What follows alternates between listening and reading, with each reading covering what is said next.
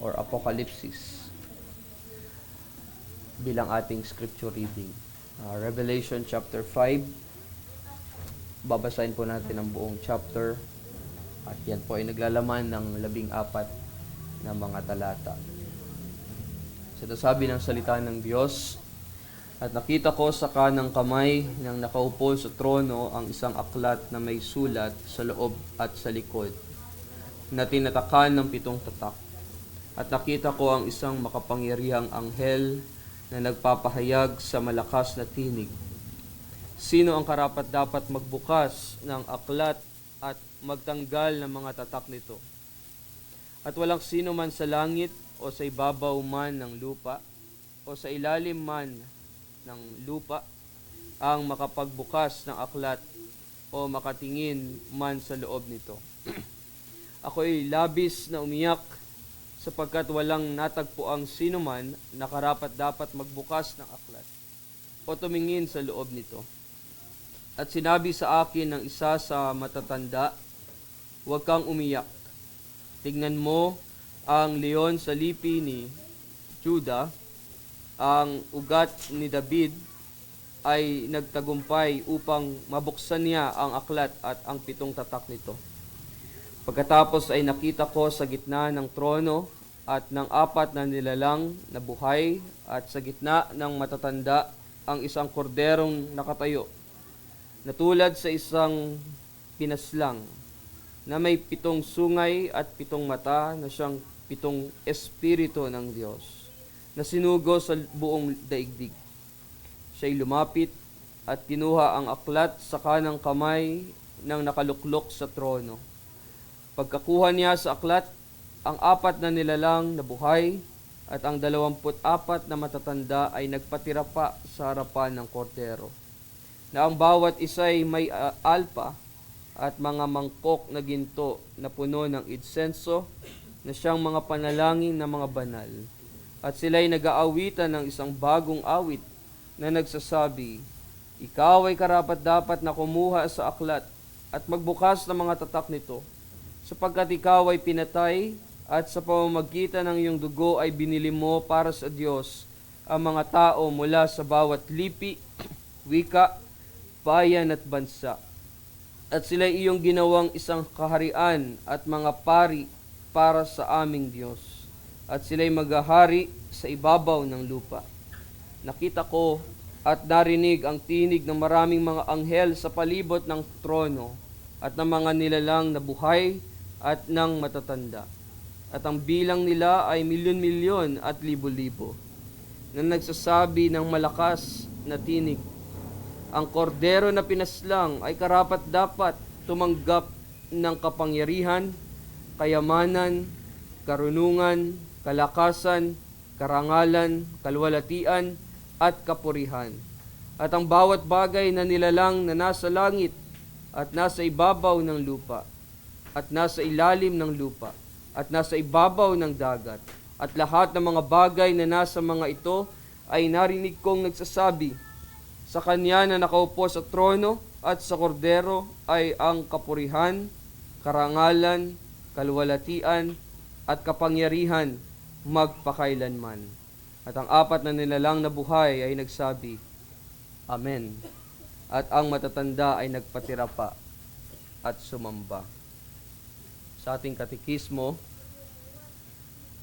sa tanong 128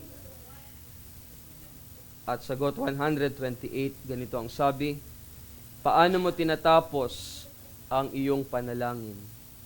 Sagot, sapagkat iyo ang kaharian at ang kapangyarihan at ang kaluwalhatian magpakailanman. Ibig sabihin, hinihingi namin ang lahat ng mga ito mula sa iyo, sapagkat ikaw bilang aming hari at makapangyarihan sa lahat ay may pagnanais at magagawang magbigay sa amin ng lahat ng mabuti. At lahat ng mga ito ay idinadalangin namin na nasa gayoy hindi kami, kundi ang iyong banal na pangalan ang maluwalhati magpakailanman. Mga minamahal na kapatid sa ating Panginoong Hesukristo.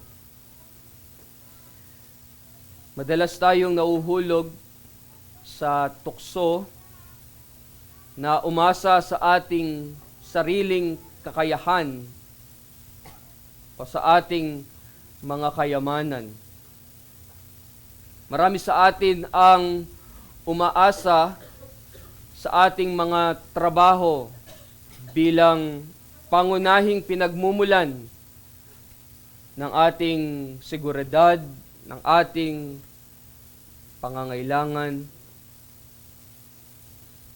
Kapag nakakaranas tayo ng kahirapan, iniisip natin na mag-overtime sa trabaho.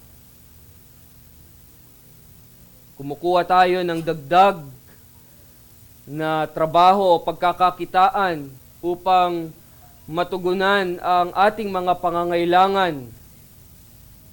Maaari rin tayong umasa sa ating mga ipon sa bangko, sa ating mga ari-arian, bilang kasagutan sa ating mga pangangailangan. Subalit, ang mga bagay na ito, ang totoo, iyan ay mga pansamantala lamang. At hindi kailanman magdudulot sa atin ng tunay na kapayapaan, tunay na kaligayahan o tunay na kagalakan. Nasa gitna ng mga pagsubok at hamon sa buhay, dapat nating tandaan na ang Diyos lamang ang hari ng kaharian ng langit, ang tanging makapagbibigay sa atin ng lahat ng mabuting bagay. Sa bawat oras ng ating pangangailangan, tayo ay mga tinawag na magtiwala, umasa, at magpuri sa Diyos sa lahat ng pagkakataon. Ang ating mga panalangin ay hindi lamang paraan upang humingi, kundi ang ating panalangin, ito'y upang kilalanin natin ang kaluwalhatian, ang kapangyarihan ng ating Diyos. Sa pagtatapos ng ating mga panalangin, binibigyan natin ng pagpupuri, binibigyan natin ng karangalan ang Diyos, sapagkat Siya ang makapangyarihan sa lahat at ang Kanyang kaluwalhatian ay walang hanggan. Sa ating pag-aaral ngayon, mga kapatid, tatalakayin natin ang dalawang aspeto o mahahalagang aspeto ng ating panalangin. Ang una ay ang kaharian ng Diyos. Ang pangalawa ay ang kaluwalhatian ng Diyos. Sa tema natin na ang kapangyarihan at kaluwalhatian ng Diyos sa panalangin. Ang ating tema, ang kapangyarihan at kaluwalhatian ng Diyos sa panalangin. At sa ilalim nun, meron tayong dalawang punto na bibigyang diin, ang kaharian ng Diyos at ang kaluwalhatian ng Diyos. Tingnan natin ang una, ang kaharian ng Diyos. Kapag sinasabi natin sa ating panalangin, sapagkat iyo ang kaharian, dito'y inaamin natin na ang Diyos ang tunay na hari na siyang namumuno sa atin, namumuno sa lahat, na ang kanyang kaharian ay hindi katulad ng mga kaharian dito sa mundo na limitado ang kapangyarihan at kalakasan. na ang kanyang kaharian ay walang hanggan at makapangyarihan sa lahat. Ang Diyos ang may kapangyarihan sa lahat ng bagay. Mula sa pinakamaliit na detalye hanggang sa pinakamalalaking pangyayari sa ating buhay o sa kasaysayan ng mundo. Kaya ang pagtanggap sa katotohanan ng Kanya ang kaharian ay nangangahulugan ito sa atin ng pagtalima sa Kaniyang pamamahala at paghingi sa Kanya ng gabay sa lahat ng aspeto ng ating buhay.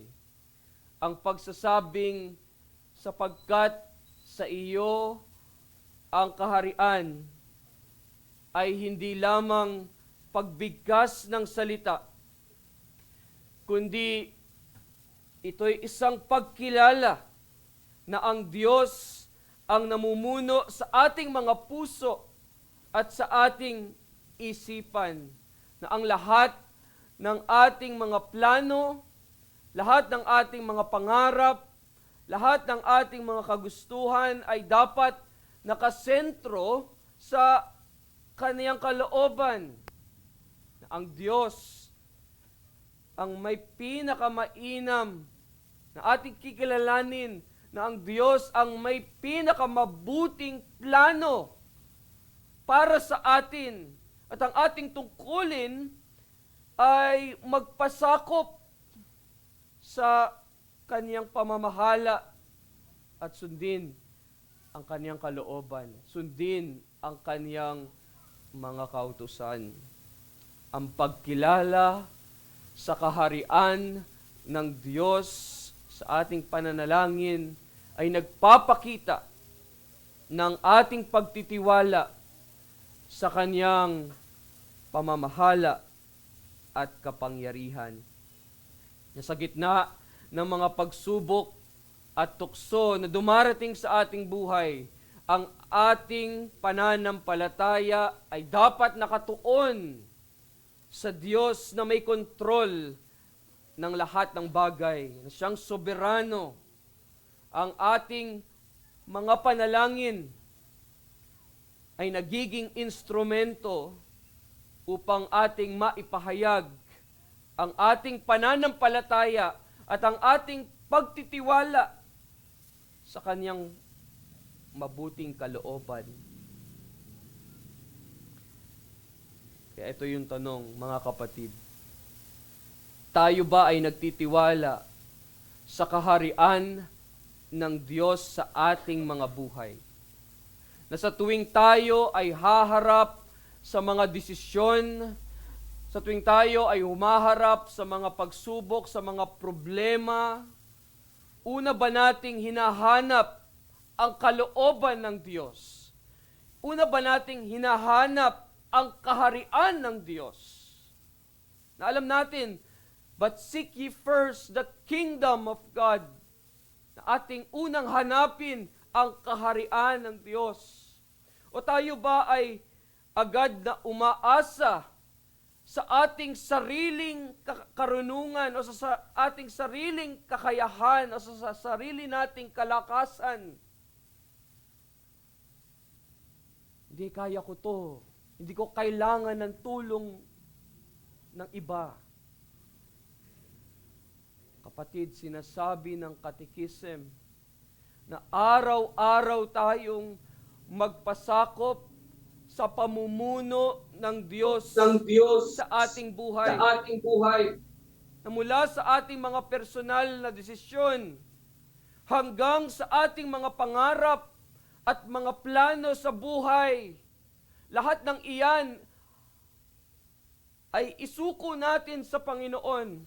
Isuko nating lahat sa Kaniyang kamay at manalig, umasa, magtiwala tayo na Siya ang magbibigay ng pinakamabuting bagay para sa atin. Sa ating pang-araw-araw na buhay, ipakita natin ang ating pagtitiwala sa kaharian ng Diyos sa pamamagitan ng ating mga gawa. Sa ating mga trabaho, ipakita natin ang katapatan at kasipagan bilang pagpapahayag ng ating pananampalataya. Sa ating mga pamilya, magpakita tayo ng pagmamahal at pangunawa bilang pagsunod sa utos ng Diyos.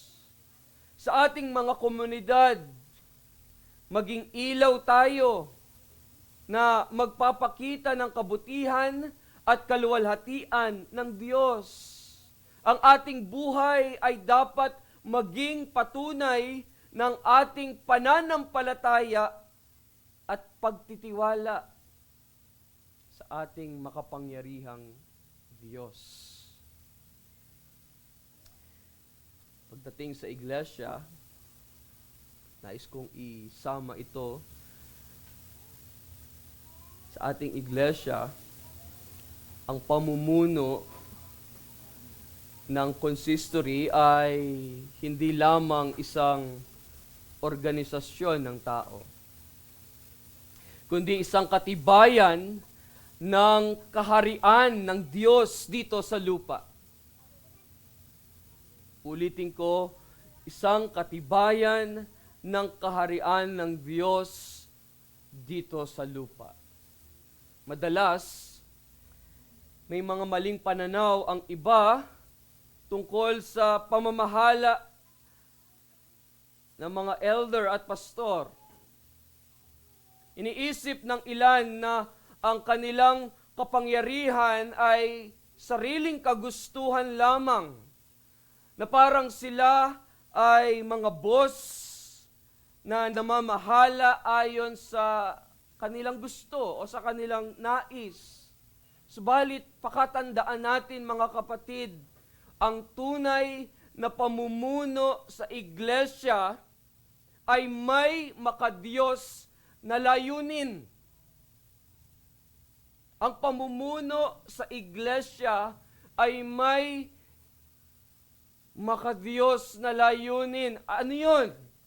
Ito'y upang itaguyod ang kaharian ng Diyos. Ang pamumuno sa iglesia ay isang paraan upang makilala at masunod ang kalooban ng Diyos sa ating buhay. Tulad ng mga anak na naglalayong sundin ang kanilang mga magulang upang masiyahan sila. Tayo rin na mga confessing member ay tinatawagan na sundin ang pamumuno ng ating mga office bearers sa iglesia. Tandaan natin ito. Ang pagsunod natin sa kanila ay isang pagkilala na ang Diyos ang tunay na pinuno ng ating buhay. Ang pagsunod natin sa pamumuno ng ating mga office bearers ay pagkilala na ang Diyos ang tunay na pinuno ng ating iglesia. Sa Revelation chapter 5 verse 12 to 13, sa Revelation chapter 5 verse 12 to 13, doon ay nakita natin ang eksena doon sa langit kung saan ang lahat ng nilalang ay nagpupuri at nagbibigay kaluwalhatian sa Diyos at sa Kordero, na walang iba ang ating Panginoong kundi ang ating Panginoong Jesucristo. Ang kanilang pagpupuri ay isang pagkilala sa pamumuno at kapangyarihan ng Diyos, na ang Kordero na pinaslang ay karapat-dapat tumanggap ng kapangyarihan, kayamanan, karunungan, kalakasan, karangalan, kaluwalhatian, at kapurihan. Ganito rin, mga kapatid, ang dapat na maging kalagayan ng ating iglesia, na ang lahat ng ating ginagawa, ang ating pagsunod sa pamumuno, at ang ating mga panalangin ay dapat magbigay kaluwalhatian sa ating Diyos dahil kay Kristo. Ngayon sa pangalawa, na ang kaluwalhatian ng Diyos, na kapag sinabi natin sa ating panalangin at ang kaluwalhatian magpakailanman, dito ipinapakita o ipinapahayag naman natin na ang lahat ng papuri at kaluwalhatian ay nararapat lamang na ating maibigay sa ating Diyos. Na ang kaniyang kaluwalhatian ay walang hanggan at hindi kayang pantayan ng anumang bagay, ng anumang mayroon dito sa sanlibutan. Na sa ating mga panalangin, kinikilala natin na ang Diyos ang pinagmumulan ng lahat, sabi ng Katekism, ng lahat ng mabuti, at siya ang karapat-dapat na ating pag-ukulan ng may mataas na pagpaparangal.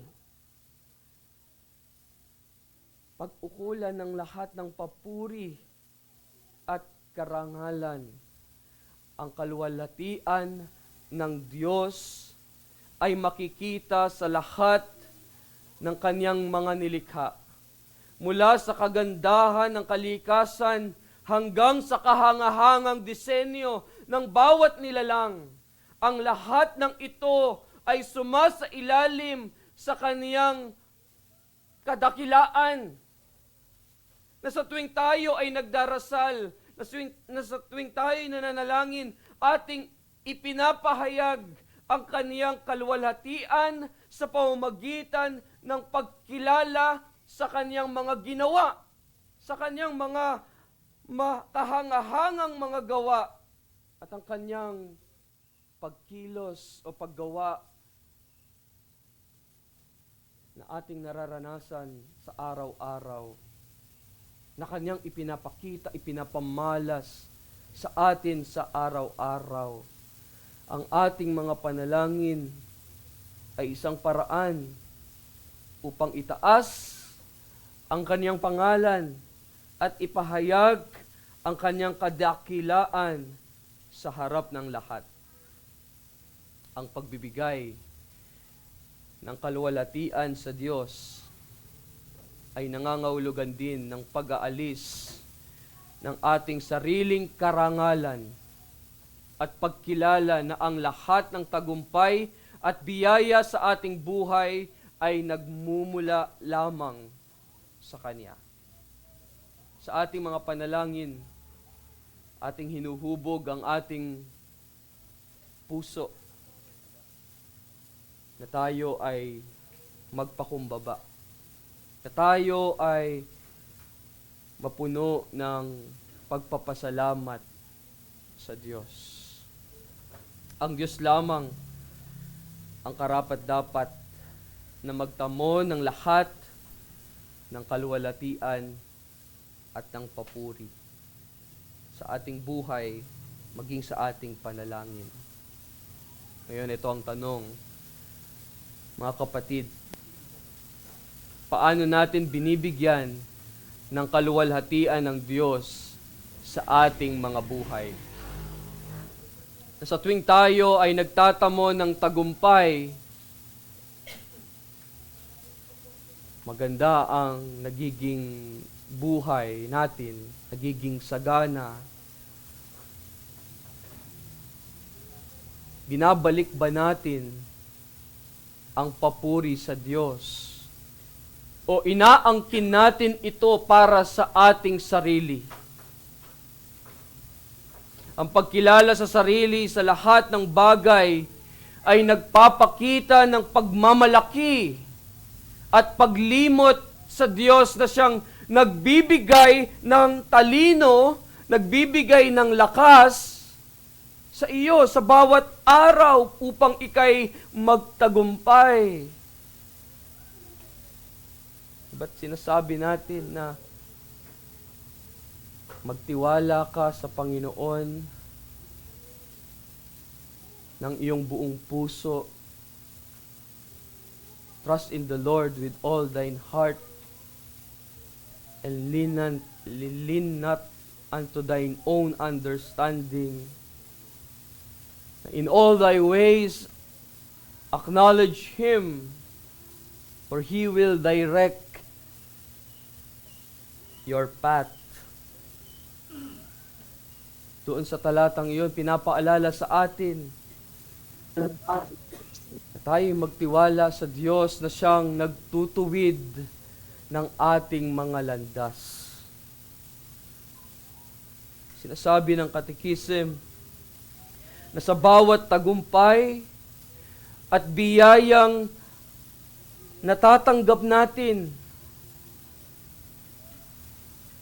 ang ating maging response ay magpasalamat sa Diyos. Kilalanin ang Diyos sa lahat ng ito, lahat ng mabubuting bagay na Kanyang ipinagkaloob, sapagkat alam natin na Siya ang pinagmulan ng lahat ng iyon. Ang ating mga buhay ay dapat magbigay ng patotoo sa Kanyang kadakilaan at kaluwalhatian. Sa ating mga panalangin, ating sikapin na palagi nating isama ang kaluwalhatian ng Diyos. Huwag nating kalimutang magpasalamat at magpuri sa Kanya sa lahat ng pagkakataon. Sa pamamagitan ng ating mga panalangin, pahayag natin sa Kanya ang ating pananampalataya. Ipahayag natin sa Kanya ang ating pagmamahal. Pinapakita yung kaluwalhatian at ang ating pagpupuri sa Kanya.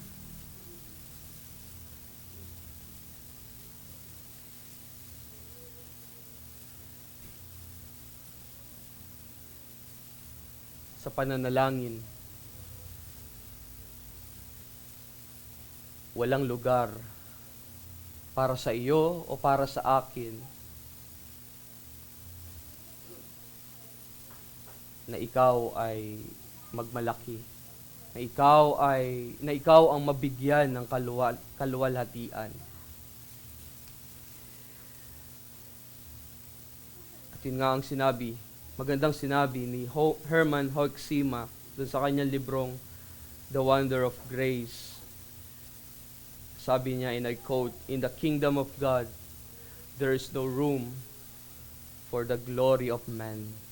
All glory belongs to God alone." Kahit sa iglesia, kapag may isang confessing member na laging nag-aasam ng mataas na posisyon, ito hindi upang maglingkod, kundi upang magkaroon ng kapangyarihan at pagkilala. Na ang kanyang motibo ay ang personal na kaluwalhatian at hindi ang pagpapalaganap ng kaharian ng Diyos. Ang tunay na leader sa iglesia ay tinatawag upang maglingkod, hindi upang paglingkuran. Sa Mark chapter 10 verse 45, ipinakita sa atin ng ating Panginoong Hesukristo ang halimbawa ng paglilingkod. Sapagkat maging ang anak ng tao ay hindi na parito upang paglingkuran, kundi upang maglingkod at ibigay ang kanyang buhay na pantubos sa marami. Kaya sa ating buhay bilang mananampalataya, even sa ating iglesia, tayo ay tinatawag na magbigay ng kaluwalhatian sa Diyos sa lahat ng ating ginagawa. Ang ating motibo sa paglilingkod, ang ating motibo sa trabaho at sa relasyon ay dapat nakatuon sa pagpaparangal, sa pagbibigay kaluwalhatian sa ating Diyos. Ang anumang anyo ng pagmamalaki at paghahanap ng sariling kaluwalhatian ay hindi naayon iyan sa kalooban ng Diyos. Diba't sa Ebanghelyo, natutunan natin ang tunay na kapangyarihan at kaluwalhatian ng Diyos sa pamamagitan ng buhay, ng kamatayan, at ng muling pagkabuhay ng ating Panginoong Heso Kristo. Yung sa ating scripture reading kanina, yung kordero doon, siya ang kordero na pinaslang. At doon, at sa pamamagitan ng kanyang pagsasakripisyo, sa kanyang ginawang pagsasakripisyo, alang-alang sa atin na kanyang mga pinili o hinirang, tayo binigyan ng kalayaan mula sa kasalanan at sa kamatayan. Tayo pinagkalooban ng buhay na walang hanggan. At siya'y tunay na karapat-dapat na handugan ng karangalan, ng kaluwalhatian dahil sa kanyang ginawa. Mga kapatid, ang Diyos, ang ating hari, na may kapangyarihan sa lahat ng bagay. At ang lahat ng kaluwalhatian ay nararapat lamang nating ibigay sa Kanya. Sa tuwing tayo ay mananalangin, sikapin nating kilalanin ang Kanyang pamamahala at ating ipahayag ang Kanyang kaluwalhatian sa ating buhay. Amen. Tayo manalangin. Ama naming Diyos na makapangyarihan sa lahat, sa iyo lamang ang lahat ng papuri at ang karangalan, kaluwalhatian, sapagkat ikaw ang aming Diyos na nagbibigay ng mabuting bagay sa aming ikabubuti. At alam namin, at doon kami umaasa at nagtitiwala na sa lahat ng iyong kalooban, ang lahat ng ito ay mabuti para sa amin. Kaya panalangin namin, O Diyos, na sa mga salita na aming narinig sa umagang ito, aming itong maisapamuhay.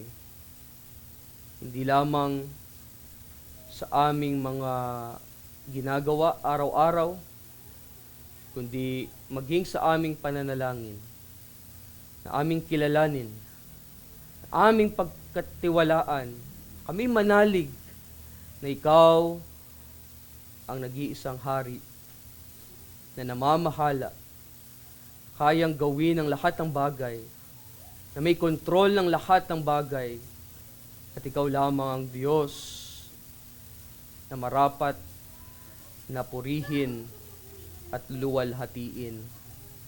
Dito mo kami tinawag. Ito ang aming layunin, na magbigay kaluwalhatian sa iyong dakilang pangalan. Patuloy niyo po kaming samahan, tilayo niyo po kami sa lahat ng masama, sa pangalan ni Jesus. Amen.